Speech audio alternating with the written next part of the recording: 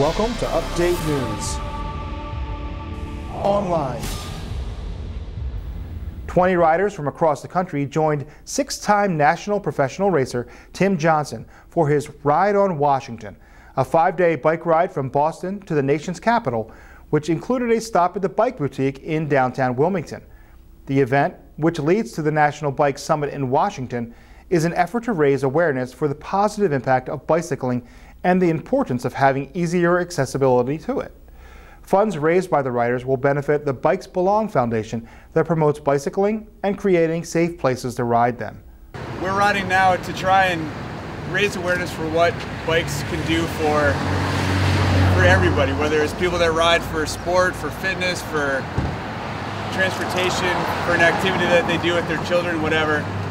You know, we're all connected by the bike, and this 500-mile ride has been a combination of literally every kind of riding along the entire East Coast. We're combining, you know, the biggest urban centers all along the East Coast. I live in Boston, down in New York, Hartford, you know, here we are in Wilmington, and you really can ride a bike almost anywhere.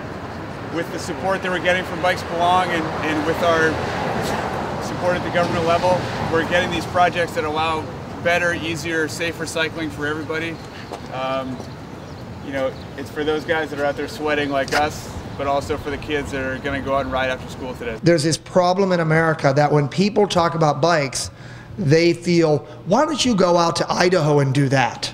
And we'll just drive our cars here. When really, bikes belong in cities.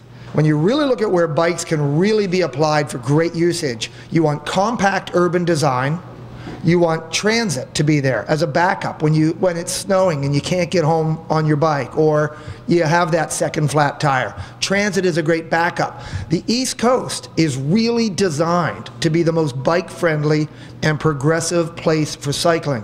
And I just want to, what I'm just so impressed is that people in Delaware get it. According to Shaileen Bhatt, Delaware's Secretary of Transportation and a speaker at the National Bike Summit, Governor Jack Markell is committed to making Delaware the first state in biking. The governor proposed and committed last year $5 million for bike trail spending and has proposed another $10 million this year.